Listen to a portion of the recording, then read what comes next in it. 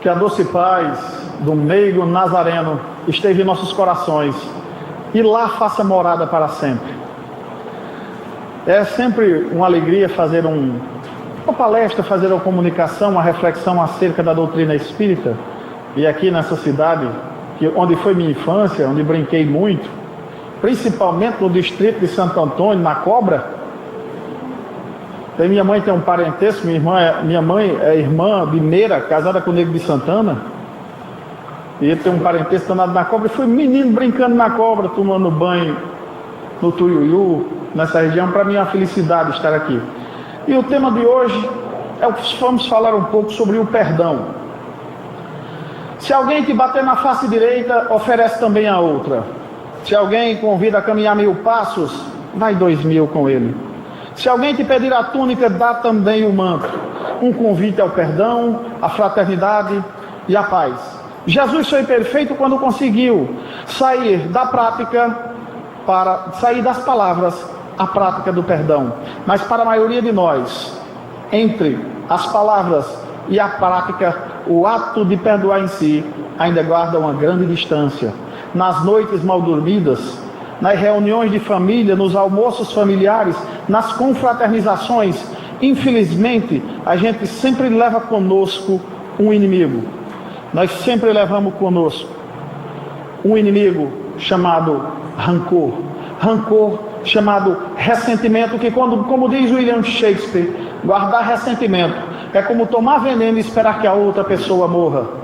Guardar ressentimento, guardar rancor, guardar ódio dentro do nosso coração é como tomar veneno e ficar esperando que a outra pessoa morra, porque a gente vai sempre estar com aquela coisa ruim, com aquele sentimento ruim, sempre nos remetendo a um ato, a um pensamento triste, a um momento triste, e a outra pessoa que a gente está com raiva vai passar de moto, alegre e rindo, talvez nos dê até um chau, e a gente vai guardando aquelas coisas ruins, que a longo prazo vai se transformando numa gastrite, numa azia, numa úlcera, quem sabe num câncer de intestino, para que o nosso espírito se purifique através da dor física. Então, tudo isso, todas essas dores e dificuldades, porque nós não aprendemos a perdoar ofensas, a perdoar momentos infelizes, palavras humilhantes, feridas abertas, e o Evangelho está todo recheado de momentos onde o Mestre nos dá divinas aulas de perdão. A própria cruz, Pai, perdoa, eles não sabem o que fazem. É uma aula muito linda, muito bonita e profunda de perdão imediato e incondicional no momento de dor, no momento de angústia, de crucificação, no momento onde ele não merecia passar por aquilo. Ele tem a dignidade de não só pedir desculpa, não só perdoar os seus algozes, mas fazer uma prece ao Pai por eles. E uma das passagens mais bonitas do Evangelho, que nos fala sobre perdão, está na parábola do bom samaritano. A parábola do bom samaritano tem uma aula de perdão fantástica. Ela é bem sutil, bem discreta, mas nos remete a pensamentos, nos remete a reflexões sobre o perdão. É uma viagem, a parábola do bom samaritano é uma viagem que está descrita no Evangelho de Lucas, que vai do capítulo 9 ao 25. Quando no capítulo 9 Jesus diz aos seus discípulos: preciso ir a Jerusalém. Ora, ele era homem e naquela época era de praxe que todos os homens fizessem a peregrinação à Terra Santa. E ninguém achou estranho quando ele disse: mas passando pela Samaria. Ora, passar pela Samaria era tomar o caminho mais longo, mais difícil, mais árduo. E João diz: vou na frente para lhe preparar o caminho, porque todo mundo vai dar guarida. Ou seja, era uma caminhada longa. Está lá do capítulo 9 ao 25. Quem puder ler, leia. Vai ter encontros belíssimos, aulas belíssimas do mestre. E ele faz a jornada. João vai antes para preparar o caminho. Quando volta irado. Mestre, ninguém quer lhe dar pouso, ninguém quer lhe dar guarida, nenhum samaritano quer que eu peça a Deus que desça uma íngua do céu e queime tudinho? E ele diz que não, o filho do mestre não veio para destruir. Mas ele faz a viagem mesmo assim, passando pela Samaria. Ora, uma viagem a pé no deserto, sem pouso, sem ter onde dormindo ao relento, porque nenhum samaritano quis lhe dar lugar. E quando ele chega em Jerusalém, cansado, com fome, com frio, cansado, a primeira recepção, o doutor da lei vem testá-lo. E faz aquelas perguntas a Jesus, para testá-lo, e pergunta o que faz para entrar no reino dos céus, e Jesus, vamos nos ater à letra. Qual é? Amar a Deus e ao meu próximo de todo o meu coração, de todo o meu entendimento, com toda a minha força, e ao próximo como a ti mesmo. Jesus diz, perfeito, faze isso. Aí ele vai, e para testar o mestre, pergunta, e quem é meu próximo? Porque naquele tempo existiam dois entendimentos de quem era meu próximo. A grande maioria deles, dos judeus, acreditavam que o próximo seria quem fosse judeu também. Quem não fosse meu próximo não era judeu, eu não precisava ajudar. Mas uma parte deles, orientado por Gamaliel, que era o pai de Léo, avô de Paulo, ele dizia que o próximo era todo mundo, porque Abraão, quando recebeu em sua tenda todos os peregrinos, chamou a todos de irmão. Mas isso era uma discussão que rendia mais de 1000 anos. E ele fez essa pergunta para tentar o mestre. E o mestre lhe responde, quem é o próximo? Através da parábola do bom samaritano. Ou seja, ele estava com fome, cansado, com frio, todo, como a gente diz, todo estrupiado, porque andar no deserto com chinela de couro não é fácil. A gente acha ruim andar de carro que não tem ar-condicionado, né? Se não tiver direção hidráulica, aí é que a gente não anda. Quanto mais no deserto a pena. Ele estava cansado, com fome, sem ter onde dormir, mas quando ele vai contar uma história, onde ele vai contar as qualidades do homem de bem do Evangelho, ele coloca o samaritano. Ao colocar o samaritano como personagem principal, ele nos dá uma aula muito linda de perdão. Perdão imediato. Perdão sem esperar ser recompensado, sem esperar que o outro reconheça. Perdão por perdoar, perdão por se libertar daquele momento. Então hoje nós vamos falar um pouco sobre o perdão, só que o tema do perdão dá para a gente falar um MIEP inteiro, dá para a gente falar um seminário, dá para a gente passar uma semana falando. Então a gente vai fazer um pequeno recorte. Hoje a gente vai falar o que o perdão não é. Mas para a gente começar a entender o que é perdão, a gente tem que ter uma concepção sobre perdão. A gente tem que levar em consideração 3 pequenas coisas. Primeiro, a justiça, a misericórdia e a jurisprudência divina.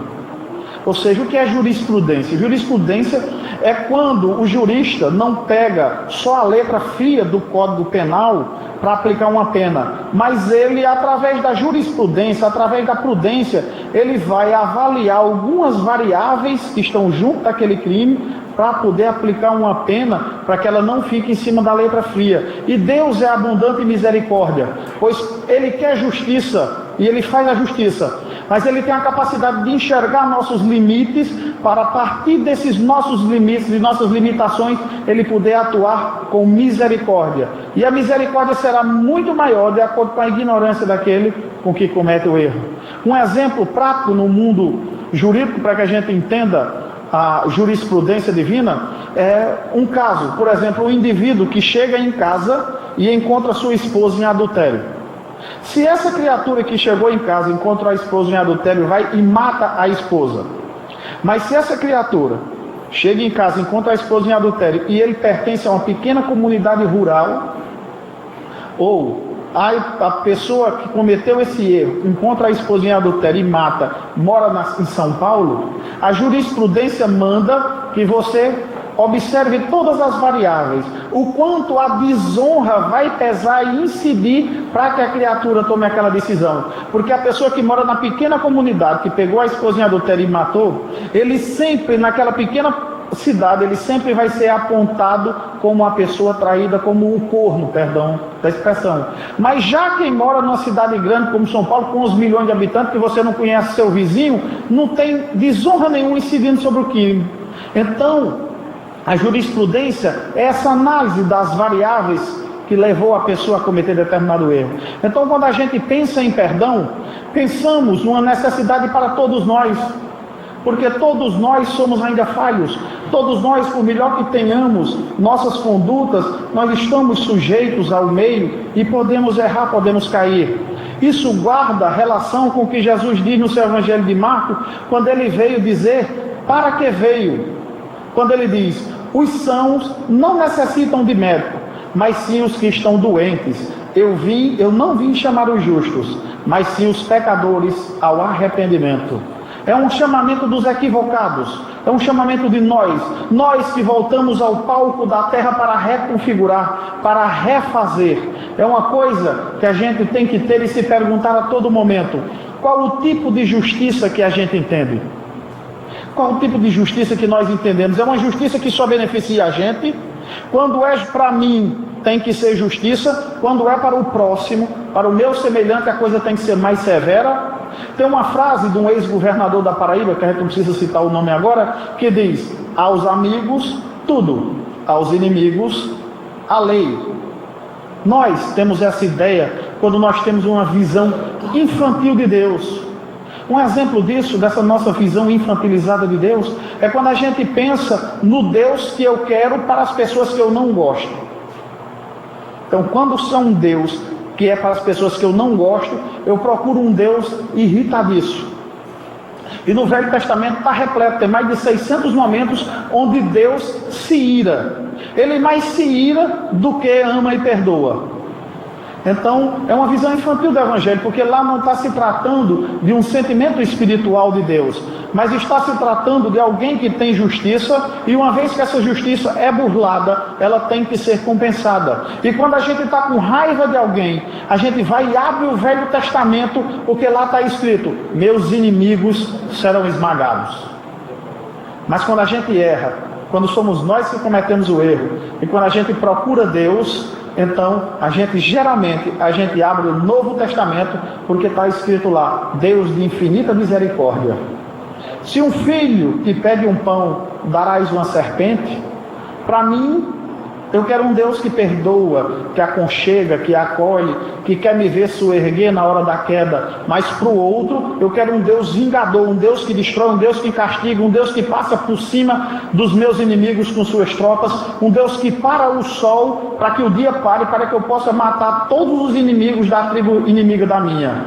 Então, por isso que Emmanuel vem nos dizer que a justiça sem amor é como terra sem água. Não serve para nada. É o amor que dá à justiça o poder de ser misericordiosa, de levar em consideração os nossos limites na hora do julgamento. André Luiz, no livro Missionário da Luz, tem uma frase linda que ele diz: com amor são tratados os espíritos viciosos, criminosos, e com desvelo eles são acompanhados às novas experiências na terra. Como é carinhosa essa perspectiva! Como é carinhosa essa perspectiva. Os espíritos criminosos, viciosos, mas é com desvelo, é com cuidado, é com carinho, é com atenção, que mesmo à força, eles são reconduzidos a novas experiências na Terra. No livro Missionário da Luz, capítulo 2, tem uma passagem muito interessante, onde André Luiz vai descrever uma reunião mediúnica. Eles chegam no centro espírita, no mundo físico, material, e lá estão todos sentados ao redor da mesa para começar uma reunião mediúnica. E o irmão que o acompanhava, o mentor, diz: olha, André, esse aqui é viciado em cigarro, presta atenção, veja quantos pontos negros no seu perispírito, como está sendo vampirizado por esse vício. Essa irmã ali, olha, é viciado no álcool, viciado em alcoólicos, o pensamento dele está para sair daqui para tomar uma. Olhe quanto essa região do fígado, quanto vampirização está acontecendo aqui. Aquele irmão, e vai mostrando a falha de cada um, e André se assombra. Diz: meu Deus, e esse povo todinho com essa ruma de defeito? Aí ele diz: mas, apesar dessas falhas, eles estão todos aqui para servir. Apesar disso, eles estão todos aqui tentando ajudar, com boa vontade de auxiliar, e é nessa força que a gente se concentra. É não levando em consideração o lado do sujeito que erra, a sombra do erro, mas sim visualizar o ser total, para que a gente possa ver, para que a gente possa enxergar aqui, não pessoas que estão falhando, não pessoas falhas com defeito, mas pessoas que estão construindo competências que ainda não têm, mas que num futuro as terão. É assim que nós devemos observar a nós mesmos, principalmente a nós mesmos. Nós devemos nos observar não como pecadores, como as altas doutrinas religiosas falam, mas como pessoas que têm defeitos, mas grandes potencialidades de melhoramento para um futuro. Porque se a gente começar a se concentrar só nos nossos defeitos, a tirania, o ato, a forma mais tirânica é o julgamento nefasto sobre nós mesmos. quando a gente se acha imerecedor da paz, imerecedor da felicidade, imerecedor do auxílio espiritual, quando a gente se sente culpado demais, quando a gente começa a se sabotar, quando a gente faz tudo para a nossa própria vida dar errado, para a nossa saúde dar errado, é porque no fundo a gente não se perdoou. E isso é uma estratégia clássica dos processos obsessivos. Aqueles irmãos que vão estar ali nos obsediando, eles vão colocar essas ideias incutidas na nossa cabeça, para que a gente se sinta culpado, para que a gente se sinta infeliz, para que a gente se sinta cada vez mais culpado, que a gente não se perdoe de nossas falhas, porque quando a gente não se perdoa, a gente não se sente merecedor do auxílio divino, então a gente deixa de buscar o auxílio dos céus. Quando a gente chega a esse ponto, de se sentir tão infeliz, de se sentir imerecedor do auxílio dos céus, os espíritos obsessores já saem de perto da gente. Eles não precisam mais nos obsediar, a gente se auto-obsedia. Se nós pararmos um pouco para refletir a justiça humana, se a justiça humana fosse vista num patamar mais espiritual, mais evangélico, nós evitaríamos dois grandes equívocos. Dois grandes erros clássicos da justiça humana. Primeiro, o erro não pode ser confundido com a pessoa que errou. Porque a criatura que errou, ela não precisa de punição, ela precisa de reeducação. Mesmo que essa reeducação passe por um processo de punição, mas o foco não é a punição, o foco é a reeducação da criatura. E quando a gente pensa no sistema prisional brasileiro, sempre se fala, sempre se mostra na mídia que a finalidade do sistema prisional é a reeducação do indivíduo. Mas como essa não é a real finalidade, como essa não é o foco, a criatura não é reeducada no Brasil. Muito pelo contrário, ela aprimora suas deficiências, porque ela vive em contato com outros criminosos, pessoas mais nefastas, que cometeram crimes piores do que o seu, e lá dentro vai haver nada mais do que uma troca de experiências. Se a gente for estudar a época da ditadura militar no Brasil, o que é que a ditadura militar fez no Brasil? Prendeu os intelectuais do país. Quando prendeu os intelectuais, eles pensaram, olha, a gente não pode matar os intelectuais. Se a gente mata esses intelectuais, vai haver uma comoção nacional. O povo vai se rebelar contra a gente. O que é que a gente faz para se ver livre desses intelectuais? Aí pensaram, joga nos presídios, que eles não vão saber conviver com os bandidos mesmo os matam. Só que houve uma coisa muito diferente. Os intelectuais, até por uma questão de adaptação, tiveram que se adaptar àqueles locais. Então, ao conviver com aqueles bandidos, uniram a inteligência dos intelectuais com a maldade dos criminosos. Para sobreviver, eles passaram o que faltava ao crime, passaram a ideia de uma contabilidade no crime, a ideia de criar facções, a ideia de ter um líder protegido para que ninguém chegasse a ele. Então, ao invés dos intelectuais serem destruídos pelos criminosos, eles passaram a inteligência que faltava para o crime, para que o crime se tornasse hoje o crime organizado. Então, nesse contexto, não olhar apenas o erro, que é superficial, mas o sujeito e as circunstâncias que levaram o sujeito a errar. O segundo grande engano é julgar os atos puníveis pelos últimos lances da superfície. É a gente julgar uma criatura pela simples visão do último ato que essa criatura concedeu. É uma criatura que tem 40, 50 anos de existência, de trabalho, de convivência harmoniosa, aí comete um ato, um erro, e a gente só julga nessa criatura o único erro. Tem uma frase de um jurista paraibano que é célebre, que ele diz assim: a justiça humana identifica os culpados pelas tragédias já consumadas, mas ignora os verdadeiros motivos que estão por trás daquele comportamento. Ou seja, ignora os 50 anos de convivência daquela pessoa e passa a julgar só aquele erro. Quer ver um exemplo bem clássico desse julgamento? O que acontece quando um jovem americano pega um fuzil, entra dentro da escola, mata uma ruma de colegas e depois se mata? O que é que acontece quando um jovem brasileiro sequestra a namorada, como apareceu no jornal há um tempo atrás, entra dentro de casa, mata a namorada e se mata? O que é que acontece? Como é a cobertura da mídia? No Brasil, a cobertura da mídia vai fazer o seguinte: vai culpar a sociedade. vai a todo momento culpar a sociedade, que ele era tão somente uma vítima da sociedade corrupta, de uma sociedade ruim, que ele morava numa favela, que na favela ele não tinha infraestrutura, na favela ele não tinha educação, na favela ele convivia com o crime organizado, na favela ele convivia com todo tipo de violência, e aquela violência corrompeu o seu caráter, ele é tão somente uma vítima da sociedade. Na sociedade americana eles vão fazer exatamente o oposto. A primeira coisa que a mídia faz, vai entrevistar os colegas de classe, os vizinhos. Obrigado, meu irmão. E os vizinhos e os colegas de classe vão dizer o óbvio, que em todas as reportagens eles vão dizer: achei ele sempre um menino estranho. Eu achei que isso podia acontecer. Eles vão sempre dizer isso. Ele sempre foi uma pessoa recantada, ele sempre foi um menino muito estranho, ele sempre teve essas ideias loucas. Eu sempre achei que isso podia acontecer. Achou, mas não denunciou nada a ninguém.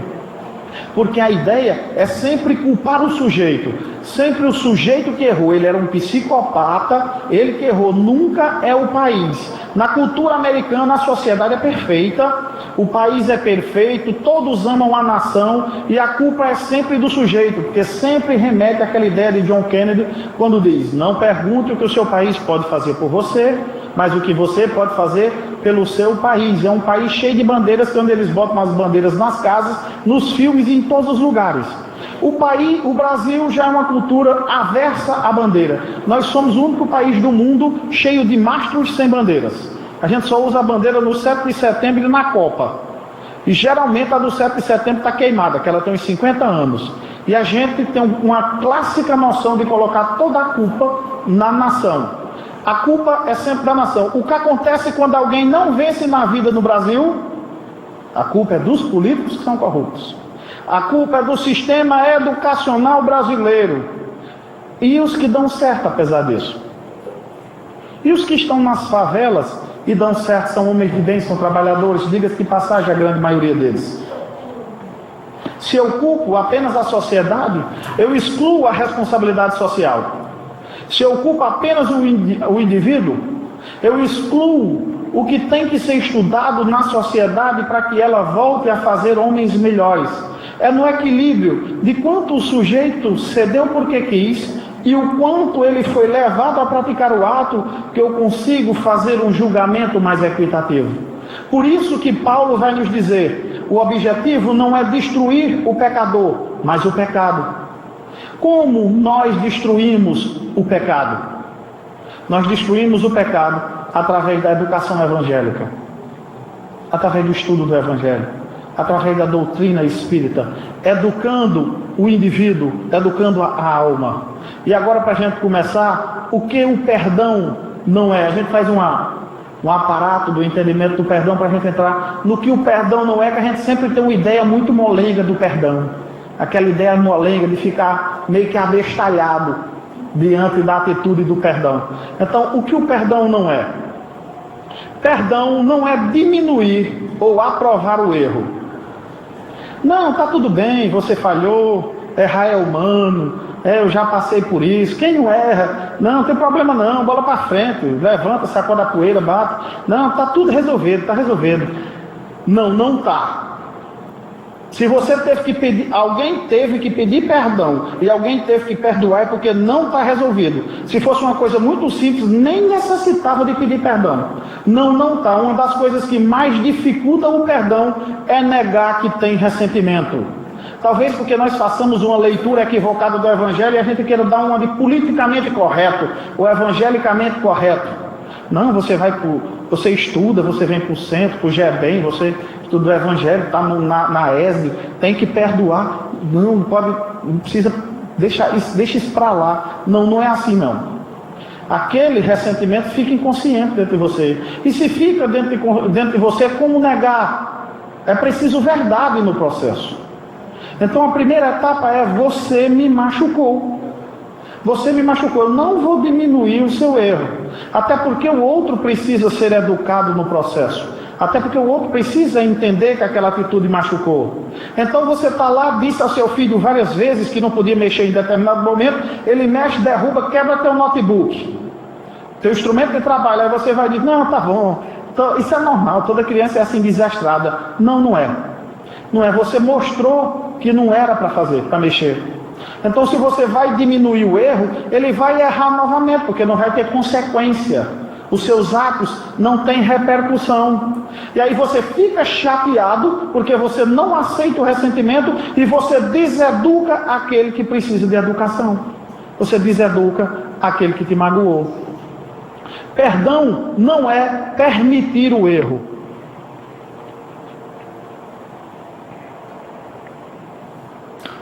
Sua melhor amiga chega para você e diz: olha, eu estou grávida e eu estou pensando em fazer um aborto. Eu engravidei, mas eu tenho a faculdade, eu tenho o meu trabalho, e esse menino só vai me atrapalhar, eu não tenho marido.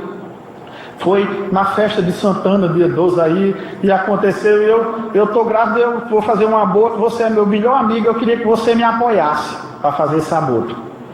E aí, dá para apoiar uma situação dessa?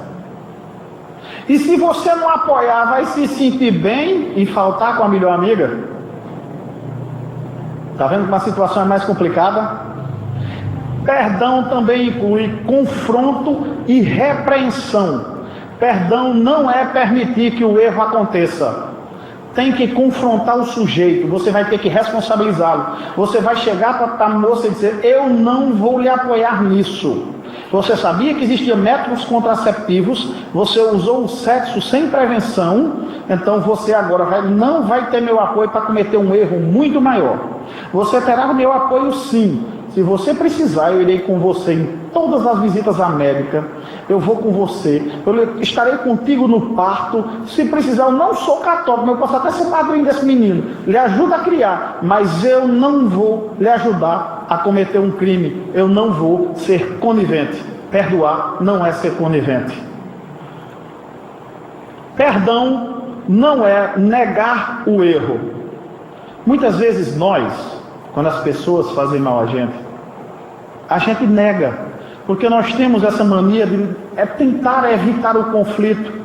Aí nós negamos, com medo que o conflito aconteça. Não, foi assim não, ele não fez isso comigo não. Não, também não foi desse jeito não, porque o povo exagera. Não, eu já esqueci. Não, isso aí foi tão... Não, eu não esqueci. Não. A gente acha que pode evitar o conflito, mas em muitos momentos, tem muita hora que o conflito é necessário para que a verdade se estabeleça. Em determinado momento estava eu no centro, e quando fui chegando em Santa Luzia, uma criatura me tomou a porta conversando com outra, e perguntou a mim: Gerando, me diga uma coisa, me ajuda aqui. Não é verdade que no Espiritismo a gente pode fazer prece, pode fazer trabalho para fazer o bem e fazer o mal? Ajuda aqui, convença esse menino, é ou não é? Eu disse: eu vou lhe ajudar, dizendo que é mentira sua. Dizendo que é mentira sua. Se você quiser ser ruim, seja ruim só. Se você quiser mentir, dizer calúnia, diga só, mas não venha macular o Espiritismo não, que já está demais. De jeito nenhum. Isso é racionalizar. Quando a gente quer fazer alguma coisa ruim, a gente cria uma ideia falsa para acalmar o nosso ego e para que eu cometa a coisa ruim sem ter muita culpa em mim mesmo. Não dá certo. Freud chama isso de racionalizar. A gente vai fazer um erro, aí a gente racionaliza. A gente cria uma ruma de desculpa para a gente se autoconvencer de que aquilo ali que a gente vai fazer, aquele erro que a gente vai fazer, está certo. Porque quando a gente justifica muito uma coisa, é porque a coisa é ruim. A verdade não se justifica, a verdade se comunica. Você chega e diz: vou pegar meu violão, porque eu vou hoje ali no hospital, vou cantar para aquele pessoal doente, que doutor Antônio Tota, Antônio Petronilho operou, estão doentes, eu vou cantar. Você não precisa justificar, não, porque eles estão doentes, estão pensando assim, eu vou cantar umas músicas bonitas para animar. Você não precisa, irmão. Você só vai dizer: eu vou cantar para os doentes, e todo mundo vai muito bem, meu irmão, bonito, ótimo, que Deus te acompanhe. Agora, se você chegar e olha, eu vou deixar minha esposa, vou me divorciar, porque essa esposa não presta, a esposa já está muito ruim, reclama demais, eu conheci uma menina mais nova, a bichinha é tão bonitinha, e eu ainda estou... É que quando você começa a justificar demais, é porque a coisa não presta. A verdade não se justifica, ela se comunica, e quando a gente comunica, todo mundo aplaude e diz: está bonito. Perdoar, não esperar por um pedido de perdão. Bem, se fulano me pedir perdão, eu estou disposto a perdoá-lo. Se ele chegar onde eu estou e disser: me perdoe, aí eu estou de coração aberto, vou esperar perdoá-lo. Tem gente que vai desencarnar achando que está certo. E tem gente que vai desencarnar esperando por um pedido de perdão, e talvez esse pedido de perdão só aconteça depois do outro lado, depois de um período bem grande, nos umbrais, quando a consciência pesar muito, é que você pede. Se eu fico esperando que a pessoa venha me pedir perdão, isso não vai funcionar, porque eu tenho que perdoar sem esperar que o outro peça perdão. Eu tenho que perdoar, inclusive, sabendo que o outro nem reconhece. E eu tenho que perdoar sem comunicar ao outro que eu estou perdoando ele. Porque tem gente que não aceita que errou de jeito nenhum. Tem gente que, se for dizer, olha, meu irmão, eu estou lhe perdoando por causa daquilo que você fez, aí ele vai dizer, eu fiz nada com você, depois que eu não lhe perdoo. Aí dá uma briga piora. Você tem que perdoar, porque é o seu coração que vai se libertar daquele ressentimento. É seu coração que vai se libertar daquele sentimento que sempre vai lhe remeter a algo ou alguém que lhe fez mal. É o meu coração. Eu perdoo para mim, porque vai me fazer o bem. Perdoar não é esquecer. Essa é boa. Perdoar não é esquecer. Se você estiver esquecendo muito, se chama mal de Alzheimer, esclerose. Procura um médico, né? Se você foi roubado, humilhado, menosprezado, diminuído, explorado, estuprado, você não vai esquecer. É uma violência você achar que vai esquecer. Isso é uma interpretação bem equivocada do Velho Testamento, quando a gente vai em Jeremias capítulo 31, versículo 34, quando diz: Deus não se lembra mais dos pecados deles. As pessoas fazem uma leitura equivocada dessa passagem porque acham que Deus esquece. Ora, um ser onisciente não pode esquecer, principalmente por saber antes que aconteça. O que o profeta está querendo passar aqui é que Deus não vai pautar a relação dele conosco baseado no nosso erro, mas ele vai pautar a relação dele conosco baseado naquilo que eu posso aprender para que eu não volte a cometer novamente no futuro. Não é o esquecimento do ato que aconteceu, é o entendimento do que eu posso aprender para que eu não cometa mais. Então a gente não pode esquecer. Perdão não é esquecimento. O esquecimento aqui é daquele sentimento ruim que ficou, não do ato. Exemplo, um pai que está com um filho naquela época de deslumbre da adolescência e dá um carão no filho na frente dos outros colegas, e o filho fica com aquela raiva, com aquela mágoa guardada há muitos anos, mas o filho vira pai e entende que aquela posição era necessária, mesmo lhe fazendo vergonha. E os dois sentados depois do almoço no domingo vão rir e vão conversar. Pai, se lembra aquele carão que você me deu? Tinha menina me esperando naquela festa, tu me deu aquele carão, faz morro de vergonha. E os dois riem, porque não esqueceram o acontecimento, esqueceram o sentimento ruim que ali deixou naquele momento. É como eu, quando levei pau pela terceira vez no vestibular, porque não estudava, pensei que minha mãe ia chegar para mim e dizer: não, meu filho, é como carnaval, vestibular tem todo ano. Não, ela olhou para mim e disse: não tem nada não, meu filho, não tem problema nenhum. Seus colegas que estão passando vão vencer na vida e você só vai servir passar churrasco para eles. É só passar churrasco. Quando eles que venceram na vida fizer festa, aí chama você para assar churrasco, limpar lá. Eu chorei a noite todinha. Resultado: passei em 2 vestibulares, um deles em primeiro lugar na Paraíba, passei em 3 concursos públicos em primeiro lugar e continuo estudando até hoje. Porque minha mãe não passou a mão na minha cabeça. E hoje, quando eu me sento, eu chorei a noite todinha, passei o ano desgostoso, passei muito tempo com raiva de mãe, mas hoje, quando eu me sento, às vezes: mãe, se lembra de assar churrasco?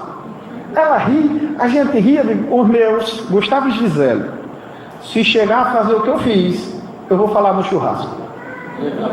Eu vou lembrar eles do churrasco, porque não ficou, eu não esqueci aquela dor, eu esqueci o ressentimento, o sentimento ruim. O fato a gente não esquece. Perdoar não é parar de sentir dor. Tem gente que diz: ah, se você perdoou, não devia sentir esse sentimento de dor, ainda sentir esse sentimento de angústia. Não, isso é até uma violência. Acontece na vida das pessoas coisas tão nefastas, coisas tão terríveis, que doem uma encarnação inteira. Apesar de você perdoar quem provocou aquela dor, mas o evento em si deixa marcas indeléveis, marcas fixas durante a encarnação inteira. Uma cena de abuso sexual, por exemplo, você pode até perdoar o agressor, mas negar que aquele evento sempre vai lhe remeter ao campo da dor e da frustração, isso é besteira. Sempre vai lhe remeter. Tem gente que acha que não perdoou ninguém porque ainda sente a dor do que aconteceu. Não. Se você não sente mais por aquela pessoa que lhe fez o mal, se você não sente mais o revide, o desejo de vingança, o desejo de destruição, e já consegue expressar por aquela pessoa algum sentimento de amizade, já consegue fazer uma prece por aquela pessoa, você perdoou, mas o evento em si ainda é provocador. Não se pode exigir que a pessoa esqueça o evento. É como você chegar perto de alguém, uma mãe que acaba de perder um filho, e dizer: não chore não. Não chore não, você não é espírita. Faz mal a ele. Chore muito. O ruim é se não chorar. Agora, se depois de um ano do enterro, se ainda estiver chorando, aí é obsessão, é depressão, vamos procurar ajuda. Eu lembro de um colega, quando a gente estava entrando, as primeiras vezes que eu fui no centro espírita, e um colega falando que determinado parente dele tinha se suicidado enforcado. Tinha se enforcado em Santa Luzia, e perguntando a outro, do outro lado da vida, como é que ele estava lá? E eu parei e fiquei olhando a resposta dele. Como é que ele se suicidou? Não foi enforcado? Foi. Vai passar uns 70 anos na corda, puxando e fazendo assim. Vixe Maria, eu disse: espera aí, não é assim não. Espera aí, que consolador é esse? Isso é falta de estudo, meu irmão. Graças a Deus ele foi embora do centro. Deus quiser ele volta quando a dor incidir, mas isso é falta de estudo. Que consolador é esse? Para consolar, a gente tem que entender. Se Jesus nos deu um consolador, é porque ele estava anunciando que a dor ainda faz parte da nossa experiência humana na Terra. Ora, então negar a dor não é perdoar. Você pode perdoar e continuar sentindo a dor daquele evento. Por exemplo, você pode perdoar aquela pessoa que, dirigindo alcoolizado, ele atropelou e você ficou sem as duas pernas, mas negar que você vai sempre sentir dificuldade de andar. Perdoar não é negligenciar a justiça. Imagina a cena: você olha para a pessoa e diz: eu lhe perdoo, e chama a polícia, né? Porque aquela pessoa que fez isso com você, ela é uma pessoa má, uma pessoa nefasta, e pode fazer aquilo com alguém mais fraco do que você, com alguém mais vulnerável do que você. Então, quando você vai para a audiência no fórum, a pessoa diz: oxe, eu pensei que você tinha me perdoado. Não, eu lhe perdoei, mas você cometeu um erro, e erros têm consequências, você vai ter que arcar com sua consequência. Esconder o mal que você fez não é lhe perdoar não, meu irmão, é ser cúmplice, do crime. Tem no Evangelho segundo o Espiritismo uma pergunta muito interessante que diz: nós devemos apontar o erro dos nossos irmãos? E a resposta diz: se o erro prejudica apenas aquele que comete, não precisa levar a público. Se o erro prejudica ela e outras pessoas, primeiro converse com ela. Se não tiver jeito, aí você leva o erro a público. Mas eles vêm nos dizer ainda a maneira como a gente deve levar isso a público, da maneira mais fraterna, mais amorosa possível. Você vai levar a público, tem que ir, porque nós vivemos em sociedade, e na sociedade mais vale o bem coletivo do que o bem de um indivíduo só. Então você vai levar a público, mas ele nos ensina que seja com amor, com fraternidade. Se vai levar o defeito daquela pessoa a público, então leve imaginando que se fosse você que cometeu o erro e sua falta vai ser tornada pública, de que maneira você queria que a outra pessoa apresentasse sua falha? Então, quando a gente for agir com caridade, com essa perspectiva de carinho. No Brasil, nós pecamos muito e a coisa pública acontece muito errada por isso, por omissão. Porque as pessoas veem o erro e se omitem. Nós vivemos na sociedade da omissão no Brasil. Na coisa pública, a corrupção na coisa pública brasileira se dá muito mais pela omissão dos que veem a corrupção acontecendo e não dizem nada, do que pelos corruptos em si, né? E a gente não denuncia, porque muitas vezes a gente vai dizer: mas se eu denunciar, eu vou sofrer consequências. Se eu denunciar, vai ter consequências para mim. Pai, não há como negar que seguir Jesus tem consequências. Não há como seguir Jesus sem consequências. Principalmente no mundo, onde ele mesmo disse, jaz no maligno. Não há como seguir Jesus no meio termo. Perdoar também não é confiar. Olha, eu na infância, meu pai me abusou sexualmente muitas vezes, mas ele me pediu perdão, eu perdoei. Eu posso deixar minhas filhas crianças com ele? Nunca, jamais. Não é digno de confiança. Quais garantias você tem que ele não vai repetir o erro? Fulano tirou coisas da minha casa, fulano me roubou na minha empresa, mas ele me pediu perdão, eu perdoei. Dá para eu botar ele para trabalhar na minha empresa no caixa? Só se você for doido, só se você for leso. Colocar o indivíduo à prova, numa prova que ele acabou de cair. Quando alguém abusa da confiança, o fato de você perdoar não quer dizer que você vai ficar leso e deixar a pessoa fazer novamente. Colocar uma raposa para tomar conta de um galinheiro. A confiança é construída devagar, mas é destruída rapidamente. E a reconstrução é mais lenta ainda. Perdoar nem sempre é se reconciliar. Porque a reconciliação depende de duas pessoas. Daquela pessoa que errou, reconheceu o erro e pediu perdão, e daquela pessoa que vai perdoar. E muitas vezes a gente perdoa alguém que não admite que errou. E por não admitir que errou, não tem como você continuar convivendo. Então você perdoa no seu coração, mas não tem como conviver. Você tem que se afastar. Então aí não há reconciliação. Então nem sempre você vai conseguir perdoar e se reconciliar.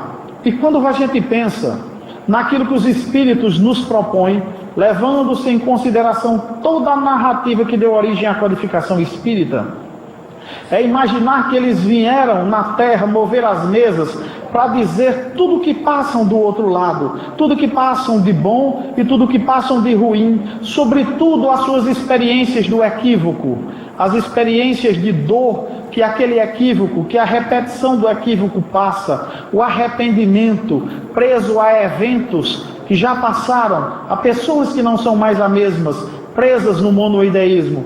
Aí os Espíritos se revelam para manifestar toda a dor que sentem, por apesar da gente conhecer tudo isso, de todo esse arrependimento, de toda essa dificuldade que a literatura nos mostra, de todo o mal que o monoideísmo, que o não perdão, que os erros cometidos e arraigados por esses Espíritos estão aí na codificação, a gente, por incrível que pareça, a gente continua ainda as mesmas pessoas. E para que a gente termine a palestra fazendo uma pequena reflexão, eu trouxe esse texto de Kardec, que está no livro dos Médiuns, capítulo 29, item 350, que diz: que importa crer na existência dos Espíritos, se essa crença não faz com que aquele que a tenha se torne melhor, mais benigno e indulgente para com seus semelhantes, mais humilde e paciente na adversidade. Assim poderiam todos os homens acreditar na manifestação dos Espíritos e a humanidade inteira permanecer estacionária. Porque acreditar no mundo espiritual, acreditar nos Espíritos é apenas uma convicção, uma crença, sem observar os desdobramentos morais, sem parar para reflexionar sobre os ensinamentos morais que a doutrina espírita traz para a gente não vai se modificar de jeito nenhum. Então, no processo, e esse é um processo de perdão, nós temos que perdoar e levar em consideração que temos que perdoar mesmo aquelas pessoas que não admitem que erraram, mesmo aquelas pessoas que persistem no erro, nós temos que perdoar, porque perdão exige persistência e repetição. Por isso que Jesus nos aponta num simbolismo matemático lindo: perdoar não 7 vezes, mas 70 vezes 7, toda vez que a falta for cometida, ou seja, perdoar infinitamente.